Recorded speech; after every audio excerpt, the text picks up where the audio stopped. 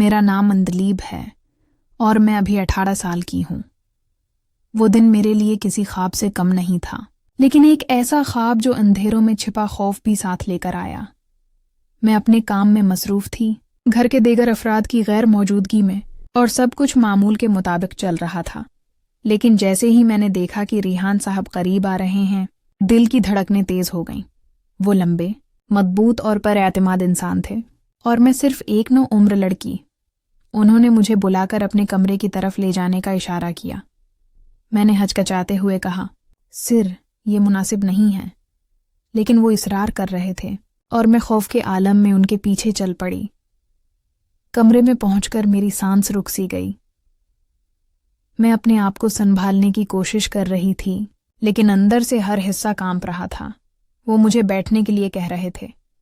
मैंने हचकचाते हुए कुर्सी संभाली और बैठ गई, लेकिन मेरा दिल धड़क रहा था और हाथ कांप रहे थे। मैंने कहा, सर, ऐसा न करें, मैडम घर पर हैं? उन्होंने मुस्कुराकर कहा, वो सो रही हैं। फिक्र मत करो। उनकी मौजूदगी का खौफ मेरे हर सोच पर छाया हुआ था। मैं समझ नहीं पा रही थी कि मैं क्या कर सकती हूँ। वो मुझे काबू में करने की हर कोशिश कर रहे थे, और मैं बस खामोश, दबकी हुई और खौफजदा थी। मैंने दिल ही दिल में दुआ की कि सब कुछ खत्म हो जाए और मैं महफूज रहूं। कुछ लम्हों के बाद मेरी तबीयत अचानक खराब होने लगी। मैं संभल ना सकी, और मेरी कमजोरी को देखकर रेहान साहब ने फौरन मुझे अस्पताल ले जाने का फैसला किया। वहां मेरी जांच हुई और तबीयत संभलने के बाद मुझे घर छोड़ दिया गया। लेकिन खौफ और इत्तराब के असरात अभी तक दिल व दिमाग पर छाए हुए थे। घर पहुंचकर फरीहीन, जो मेरी करीबी साथी थी, पहले ही मौजूद थी। इसने मेरी हालत देखकर फौरा कहा, अंदलीब, तुम ठीक हो? तुम्हारी तबीयत कुछ खराब लग रही है। मैंने जोरदार सांस लेते हुए कहा, बस अचानक तबीयत खराब हो गई थी, लेकिन अब बेहतर हूं। आमी और फरीहीन ने मुझे कमरे में ले जाकर आराम करने को कहा। मैं थिकन से चौर होकर लेट गई, लेकिन दिल में खौफ और इत्तराब अभी भी मौजूद थे। रात तक मैंने चाय पी, थोड़ा खाया और सोने की कोशिश की, लेकिन दिल के बोझ और खौफ ने नींद को दुश्वार कर दिया। अगले दिन फरीहीन मेरी जगह रिहान के घर काम करने गई। वहां पहुंचकर वो अपनी आदत के मुताबिक चाक व चौबंद थी, मजबूत और खुद एतमाद। रिहान ने उसे देखकर पहली ही नज़र में महसूस किया कि फरीहीन मुख्तलिफ है, मजबूत और खुद मुख्तार। फरीहीन ने काम शुरू किया और रिहान उसे गौर से देखता रहा। फरीहीन ने पूछा, क्या हुआ रिहान भाई, आप मुझे मुसलसल देख रहे हैं? रिहान ने मुस्कुराकर कहा, अंदलीब के बाद तुम्हारी मौजूदगी एक सुकून की तरह है। तुम बहुत पर एतमाद और खूबसूरत हो। इस दिन के बाद रिहान ने फरीहीन से कहानी के हालात के बावजूद ज्यादा करीबी ताल्लुक बनाने की कोशिश की, और फरीहीन को भी बताए बगैर ये सब अंदलीब के साथ पहले हो चुका था। इस लम्हे फरीहीन के दिल में भी दिलचस्पी जाग उठी, और वो सोचने लगी कि आया ये ताल्लुक मुस्तकबल में ज्यादा मानी रख सकता है। अगले दिन से हालात कुछ बदलने लगे। अंदलीब की तबीयत अब ज्यादा बेहतर थी, लेकिन दिल में वो खौफ और इत्तराब अभी भी छिपा हुआ था।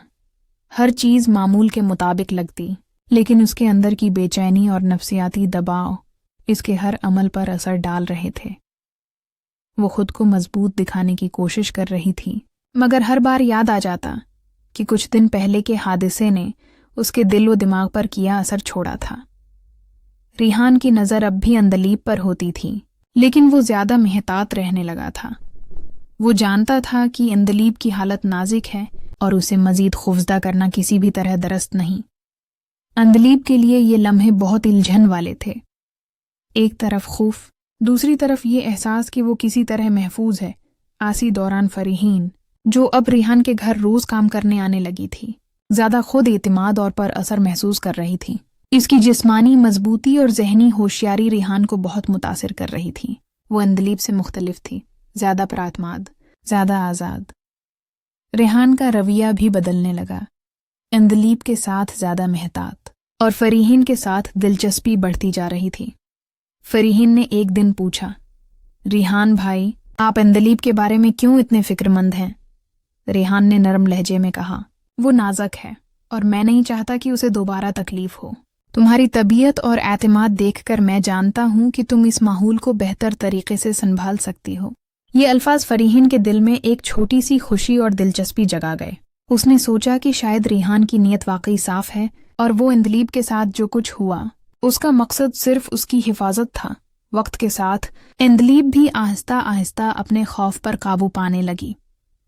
वो समझ गई थी कि अगर वो अपने दिल को मजबूत बनाए तो वो न सिर्फ अपनी हालत संभाल सकती है बल्कि मुस्तकबल में किसी भी मुश्किल से निपट सकती है। फरीहीन की मौजूदगी उसे हौसला दे रही थी और वो जानती थी कि उसके पास एक दोस्त है जो उसके खौफ और इत्तिराब को समझ सकता है। रिहान और फरीहीन के ताल्लुकात भी आहिस्ता आहिस्ता बदलने लगे। वो एक दूसरे को बेहतर समझने लगे और एक तरह की खामोश इफ़हाम व तफ़हीम पैदा हो गई। रिहान ने फरीहीन को पेशकश की कि वो अंदलीब की जगह मुस्तकिल तौर पर यहाँ काम करे, लेकिन फरीहीन ने सोचा कि वो सिर्फ इसी दिन आ सकती है जब अंदलीब की तबीयत ख़राब हो। फरीहीन ने नरम लहजे में कहा, मैं रोज़ नहीं आ सकती, सिर्फ अंदलीब के दिनों में मदद करने आती हूँ। रिहान ने मुस्कुराकर कहा, तुम्हारी मौजूदगी काफ़ी है, बस यही काफ़ी है। उसी दौरान अंदलीब भी घर पर आहिस्ता आहिस्ता मामूलात में वापस आ रही थी। वो जानती थी कि खौफ अभी भी उसके दिल में है, मगर उसने फैसला किया कि वो मजबूत बनेगी। वो खुद से वादा करती, मैं अपने लिए और अपने मुस्तकबल के लिए खौफ को मात दूंगी। अगले दिन से हालात कुछ बदलने लगे। अंदलीब की तबीयत अब ज्यादा बेहतर थी, लेकिन दिल में वो खौफ और इत्तिराब अभी भी छुपा हुआ था।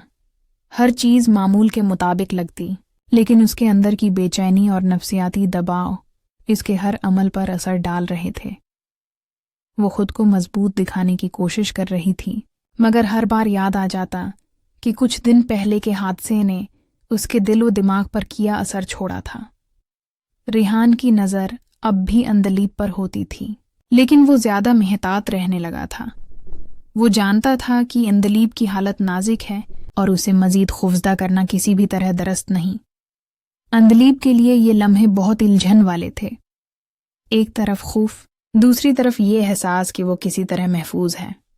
इसी दौरान फरीहीन, जो अब रिहान के घर रोज काम करने आने लगी थी, ज्यादा खुद एतमाद और पर असर महसूस कर रही थी। इसकी जिस्मानी मजबूती और जहनी होशियारी रिहान को बहुत मुतासिर कर रही थी। वो अंदलीब से मुख्तलिफ थी, ज्यादा प्रातमाद, ज्यादा आज़ाद। रिहान का रवैया भी बदलने लगा, अंदलीब के साथ ज्यादा मेहतात और फरीहीन के साथ दिलचस्पी बढ़ती जा रही थी। फरीहीन ने एक दिन पूछा, रिहान भाई, आप अंदलीब के बारे में क्यों इतने फिक्रमंद हैं? रिहान ने नरम लहजे में कहा, वो नाजुक है और मैं नहीं चाहता कि उसे दोबारा तकलीफ हो। तुम्हारी तबीयत और एतमाद देखकर मैं जानता हूँ कि तुम इस माहौल को बेहतर तरीके से संभाल सकती हो। ये अल्फाज फरीहीन के दिल में एक छोटी सी खुशी और दिलचस्पी जगा गए। उसने सोचा कि शायद रिहान की नीयत वाकई साफ है और वो अंदलीब के साथ जो कुछ हुआ उसका मकसद सिर्फ उसकी हिफाजत था। वक्त के साथ अंदलीब भी आहिस्ता आहिस्ता अपने खौफ पर काबू पाने लगी। वो समझ गई थी कि अगर वो अपने दिल को मजबूत बनाए तो वो न सिर्फ अपनी हालत संभाल सकती है बल्कि मुस्तकबल में किसी भी मुश्किल से निपट सकती है। फरीहीन की मौजूदगी उसे हौसला दे रही थी और वो जानती थी कि उसके पास एक दोस्त है जो उसके खौफ और इत्तिराब को समझ सकता है। रिहान और फरीहीन के ताल्लुकात भी आहिस्ता आहिस्ता बदलने लगे। वो एक दूसरे को बेहतर समझने लगे और एक तरह की खामोश इफ़हाम व तफ़हीम पैदा हो गई।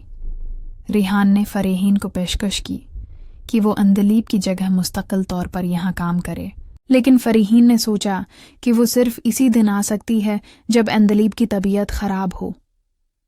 फरीहीन ने नरम लहजे में कहा, मैं रोज़ नहीं आ सकती, सिर्फ अंदलीब के दिनों में मदद करने आती हूँ। रिहान ने मुस्कुराकर कहा, तुम्हारी मौजूदगी काफ़ी है, बस यही काफ़ी है। इसी दौरान अंदलीब भी घर पर आहिस्ता आहिस्ता मामूलात में वापस आ रही थी। वो जानती थी कि खौफ अभी भी उसके दिल में है, मगर उसने फैसला किया कि वो मजबूत बनेगी। वो खुद से वादा करती, मैं अपने लिए और अपने मुस्तकबल के लिए खौफ को मात दूंगी। अगर आप चाहें तो मैं अब हिस्सा सोम लिख दूं, जिसमें अंदलीब की मुकम्मल संभलने की कहानी, फरीहीन और रिहान के ताल्लुकात और अंजाम दिखाया जाएगा। क्या मैं हिस्सा सोम लिख दूं? usaid.okchatgpt said, ठीक है सुना, ये रहा हिस्सा सोम। اندلیب، فریحین اور ریحان کی کہانی کا اختتام۔ حصہ 3۔ وقت گزرتا گیا اور اندلیب آہستہ آہستہ اپنی زندگی پر دوبارہ قابو پانے لگی۔ روزمرہ کے معمولات میں واپس آنا اس کے لیے ایک طرح کا علاج تھا۔ ہر دن کے ساتھ وہ اپنے خوف اور اضطراب پر قابو پانے میں زیادہ مضبوط ہو رہی تھی۔ فریحین کی موجودگی اسے حوصلہ دے رہی تھی اور اس کے ساتھ ہونے والے حادثے کی یاد اب اسے خوفزدہ کرنے کے بجائے خبردار کر رہی تھی کہ وہ مستقبل میں زیادہ محتاط اور ہوشیار رہے۔ ریحان کی طرف سے بھی رویہ بدل چکا تھا۔ وہ زیادہ محتاط، سنجیدہ اور ذمہ دار بن گیا تھا۔ اندلیب کے ساتھ جو کچھ بھی ہوا، اس نے اسے سمجھایا کہ اب وہ اس کی حفاظت کرے گا اور کبھی بھی کسی قسم کی غیر مناسب حرکت نہیں کرے گا۔ اندلیب نے محسوس کیا کہ حقیقی طاقت صرف جسمانی یا مالی طاقت میں نہیں، بلکہ اپنے جذبات، خوف اور حالات پر قابو پانے میں ہے۔ فریحین اور ریحان کے تعلقات بھی مضبوط ہو گئے۔ فریحین نے سمجھا کہ ریحان کی نیت صاف ہے اور وہ اندلیب کے ساتھ جو کچھ ہوا اس پر واقعی افسوس کرتا ہے۔ وہ خود بھی ریحان کے تعلق میں دلچسپی لینے لگی۔ ایک دن ریحان نے فریحین سے کہا، اگر تم چاہو تو تم ہمارے یہاں مستقل کام کر سکتی ہو اور میں تمہارے والدین سے اجازت لے کر تم سے رسمی طور پر بات کروں گا۔ فریحین نے سوچا، اب وقت ہے کہ میں بھی اپنے فیصلے خود کروں۔